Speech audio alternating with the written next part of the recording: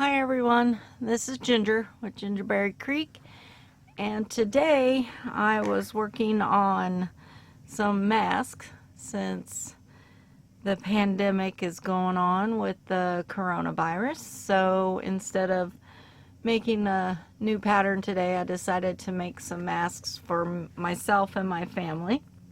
And I thought, well, while I was doing this, I would give you guys a rundown on how to make this.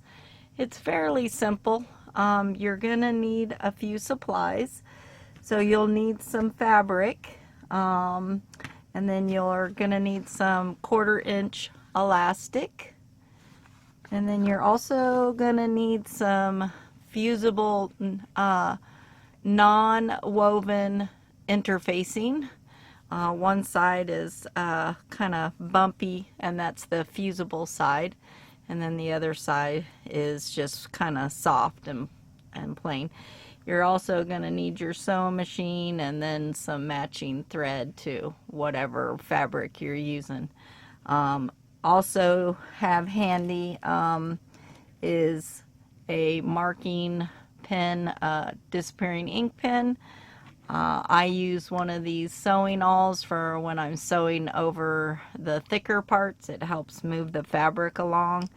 And then I use like a little tool like this to push the corners out on the fabric and stuff, which I'll be showing you later. Here is the interfacing that I'm using. It's Pellon Fusible non-woven. Make sure it's non-woven interfacing. And I have the sheer to lightweight fabrics because I kind of consider a cotton a lightweight fabric. So that is the type of interfacing. Now, you don't have to use the interfacing. They're just saying that it works best during these conditions and gives you an extra layer of protection. So, but it's not necessary. Now, on your fabrics, you're going to want to make sure that they're 100% cotton, and then just pick out whichever print that you and your family or friends or whoever you're making them for would like. I'm doing them all for my family, so I'm actually doing 2 different sizes, which I will be showing you. This one here is a regular size. It's 6 inches. When I cut my fabric, it's 6 inches and by 9, which I'll show you here in a minute. And then I made a bigger one because my husband is 6'7", 300 pounds, and he's got a little bit longer face, ears are bigger, all of that. So I made a bigger one that was 8 by 9, and I used longer elastic as well, which I'll explain here in a little bit. So for me, I'm going to show you how to do both of these sizes. It's the same thing, there's just a couple of differences. I think there's probably only 2 differences beside, you know, the size and then how many pleats or folds you put in the fabric. But otherwise, they're done the same. So the first thing you're going to need to do is you'll need to cut your fabric. So here's I've got 2 layers of fabric right here. I cut these are the 6 by 9. So you'll cut it 9 inches here, 6 inches there.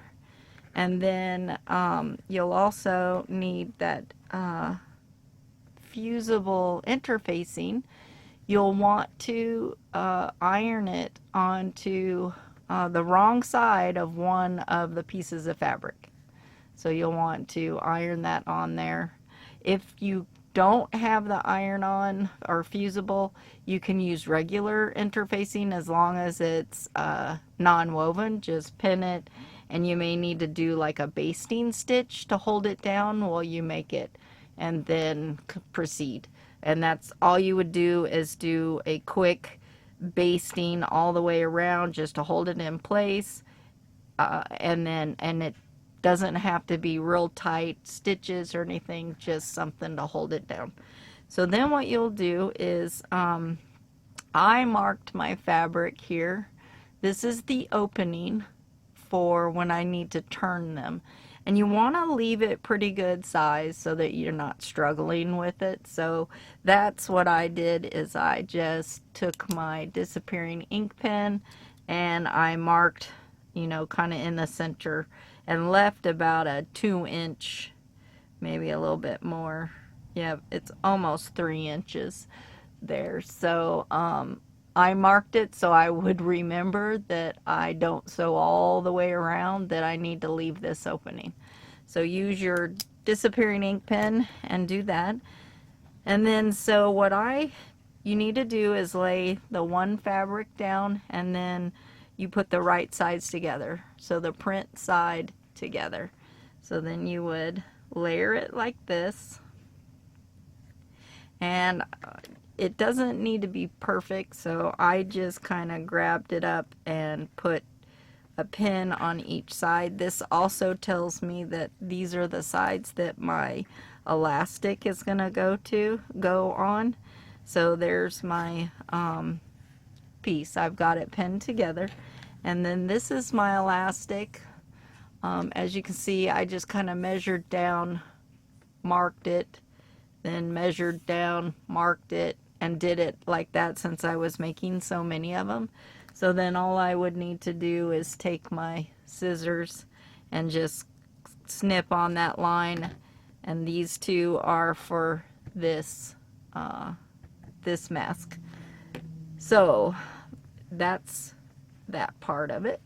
Now what you're gonna need to do is, as you can see on this, here's my opening again right here.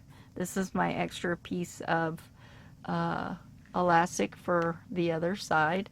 So what I did is I started sewing from this point down. Now whichever way you feel comfortable with, you may want to go this way and around, or go this way and around. So I started here and I sewed down. Let me just show you. You can see the elastic is in there. So what I did is I placed my elastic between the two layers, and as you can see, I let it stick out because I want to make sure that I get it into this corner. So I want to be able to see it. So I let it stick out, and then I continued sewing down. Once I had it in place, you can either pin them in before and make sure that, you know, they're out of the way. You don't want to sew them into this line until you get down here to this corner. So you can pin it in and put a pin here. Just be careful because you don't want to sew over your pins. And then you might want to pull it back and pin it, and then pin it down here when you're ready. And you would do the same thing. So in these corners, it's best to backstitch, like backstitch here, then lift your presser foot, turn the fabric, and then go a few stitches and then backstitch. That's just reinforces this right now into here, into this corner, because, you know, this is going to be worn. They're going to be, the elastic's going to be pulled on and stretched, and then you're going to need to wash it. So it needs to be reinforced. So I would reinforce these corners. That is what I did. I backstitched on this one, and then I left my needle in the fabric, pivoted my fabric, and then sewed down and then backstitch. And then I continued down here.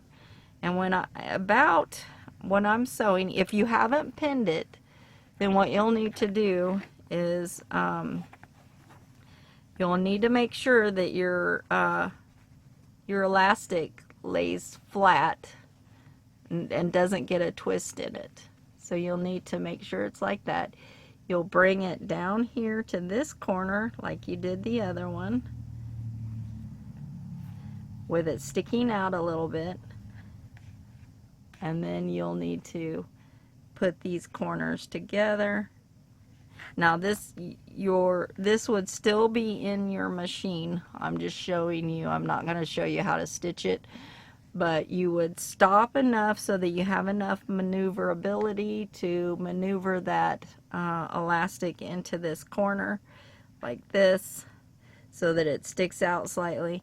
and then you would continue sewing, back stitch here, lift up your presser foot, turn your fabric, and then back stitch here, and then keep going. You would sew all along this edge, and then you would insert your other piece of elastic here, and the same thing that you did on the other side. So that is that step there. The next step is now this is my completed piece. It's all sewn all the way around. Here's my, opening right there. So now you're going to want to go ahead and clip your stitches right here, and then the ones on this side.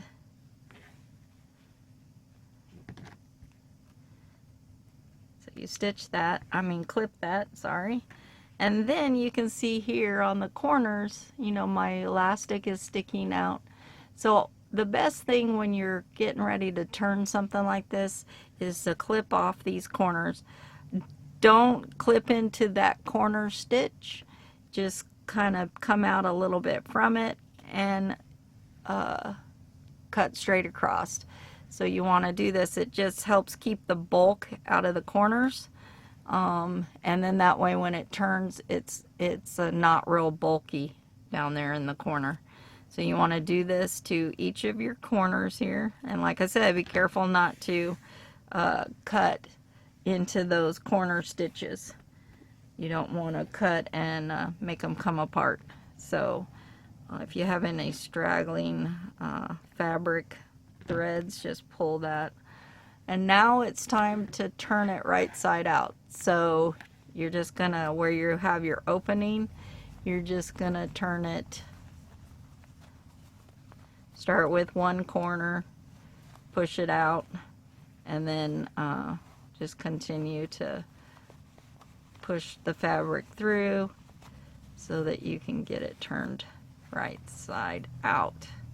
And here's my one elastic, so I just kind of pull on it a little bit and then find my other one over here. Here it is. I'm going to pull these out. Now I have a tool here where I can, it's kind of rounded point, and so what I like to do is kind of go ahead and insert this into it and then push out these corners a little bit, make sure that they're pushed out and everything's good. That way the fabric will, when you're getting ready to make these folds and press it with an iron, that they'll be nice and neat. Alright, so now you have your opening here. If I can get it open for, oh, yeah, there it is. Alright, so now we need to press. What you're going to do is have this, it kind of naturally folds in anyway, so let it fold in and then get this, there we go. So I folded it in, kind of, you can see there, and then I'm going to make sure that my other seams are good and out, and then I'm going to press this with an iron all the way around and make it sure it's nice and pressed, and that way we can go to our next step. So just fold that over. You don't need to sew this closed, because when we put in our pleats or our folds, we're going to sew all the way around and we're going to close this off. So there's no need to hand stitch this closed and then do the next step. Just go to the next step. So that's that part. So here's one of my bigger, the 8x9s. So you'll need to, this is all ironed. Here's, let's find my opening. It's on this side. There's my opening. It's all ironed, ready to go. Now, on the smaller mask like this, you will want to cut your elastic about 6.5 inches long. All right. Or if it's for a child, you may want to adjust down even more. It's kind of a trial and error to see what fits most comfortably for whoever's going to be wearing the mask. So like I said, I did 2 sizes. On my regular size mask, I did 6.5 inches on the elastic, and I just pulled it out. I didn't stretch it and then cut it. I just placed it on the board, marked it at the 6.5 inch. Now on the bigger mask, the 8 by 9, so you'd cut your fabric and your fusible interfacing 8 by 9, and then your elastics might need to be about 7.5 inches. One of my family members needed one that was 7.5 inches, and then one of my family members needed something a little bit bigger than that, so I went to 8 inches. So you may just need to kind of test it and see what's going to work best, because you don't want it tugging on your ear too much. So this is with it all pressed and ready to go. I've pressed it at the iron, and now it's time to put in the folds. So how you do that is you're going to, I kind of like having my opening at the bottom. So here's my opening is down here at the bottom. So the best thing to do is, and the easiest thing to do, now on the smaller mask, the regular size mask, I just did 2 folds, this fold and this fold. On the bigger mask that I did for my other family members, I put in 3 folds because it's, you know, bigger. So what you'll need to do is the easiest thing to do is to kind of fold your fabric down and do it like this. So you'll fold it and fold it like that. You don't need a lot right here. It's about 1/2 inch if you look on the other side. It's only about 1/2 inch for this part where the top of this material meets this fold here. So it's about 1/2 inch. Now I would press this, and then I would insert a pin. Once it's pressed and nice and ironed down really good, then place your needle or your pin kind of back away from the edges, but on this fold, and to secure it. So you want to leave enough room between here so that we don't have to remove these pins when we're sewing down the sides. So I would pin that side, and then I would pin this side, just like that. So that would be my first fold on the bigger mask. On the so then my next one would do the same thing, and you can try to keep them as even as possible, you know, the folds, so that they look symmetrical. But if you don't get it symmetrical, it's okay. It's still gonna function no matter what. So I would press this fold again, and then I would insert my straight pin to hold it in place, and the same on this side.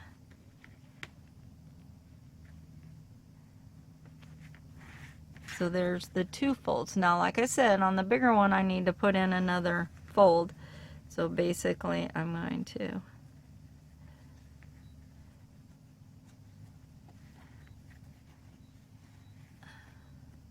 put in a 3rd fold, and you can try to measure these out if you want.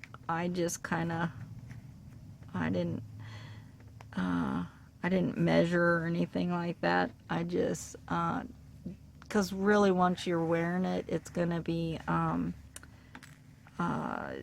stretched out anyway. I just tried to make sure that they were even, you know, so this was all even on the sides. So then I would pin on this side. At this point, they're all pressed and ready to go. So let me show you that. So here, sorry. So here it is, all ready to go. So that's that larger mask. Um, and it's all ironed down. I put in my folds, I've pinned them, and now it's time to take it to the sewing machine. Here's my opening down here. So what I like to do is I like to start where my opening is, and what I'm going to do is from this edge I'm going to sew in about 1/8 of an inch all the way down and then to the corner, and then you'll pivot in your machine. Now when you get to these folds, because they're bulkier right there, this is where this tool, the sewing awl, comes in handy. So as you're trying to push over these folds, it's a little thick and it wants to bunch up when you're sewing it. So it's not, this is a point, just kind of put it there and push it, keep pushing to get over these kind of humps here of the thicker fabric. So you'll continue sewing down, you'll pivot in your machine, you'll keep it at 1/8 of an inch, so all the way down. Again, this one goes a little bit better. It's still bulky, but because the folds are, you're going kind of with the folds down, it makes it a little bit easier. This other side, you're going against the folds, and they, you know, they may want to pull up. So that's why it's nice to hold it down and push with the sewing awl. So on this side, same thing, you would come down 1/8 of an inch and then pivot again, so all the way down and meet up with your other where you started, and make sure you backstitch over it, you know, come forward over the sewing line that's the starting sewing line, and then backstitch back and then back over to there. So that's how you would do your first stitch. Here's how it looks when it's stitched. I'm using matching thread, so it's hard to see, but there's my first stitch all the way around. Now don't take your pins out because you're not done just yet. So leave the pins in, and then the next thing you're going to need to do, let me swap, is there's another stitch line next to this, about 1/8 of an inch apart. So you've put in your one stitch line all the way around. That held the folds in place. Now we're just doing the second one for reinforcement, because we're going to wash and it's going to get some use. So what you'll need to do is take it out, clip your threads, get them out of the way, put it back in, and then stitch from your original stitch line, move over 1/8 of an inch and do another round of sewing all the way around your mask until you get back to the beginning, and then back stitch. Once that's done, pull it out, clip your threads, and pull your pins, and then you're done. And this is what the mask looks like when you're all done. It's reversible, so you can wear it either way. It's washable. Now I'm not going to throw mine in the washing machine. I'm just going to kind of wash them by hand and then hang them up. But this is the finished one for the regular size, and then this is my finished one for the bigger size. Again, this is an 8x9 fabric and the fusible interfacing with 7.5 to 8 inches on the elastics. And then on the regular size masks, and this one has the 3 folds, so that's got the 3 folds. On this one, your fabric is a 6x9 and your elastics are 6.5 inches, and you may need to adjust accordingly. And then this has only the 2 folds, and they're done exactly the same way. And now you can, when you go out in public, you can have something to protect yourself. So I just wanted to bring this to you since I was doing it for my family. I wanted to share it with you so you could maybe do it for your family and friends and neighbors if you wanted to. Or you can, these are ones that I think they are making and donating. So anyway, this is Ginger with Gingerberry Creek. I hope you enjoyed this video about making your own face masks and protecting yourself during this difficult time, and I hope everybody likes and shares it. And please stay safe and healthy during this epidemic. Thanks. Bye.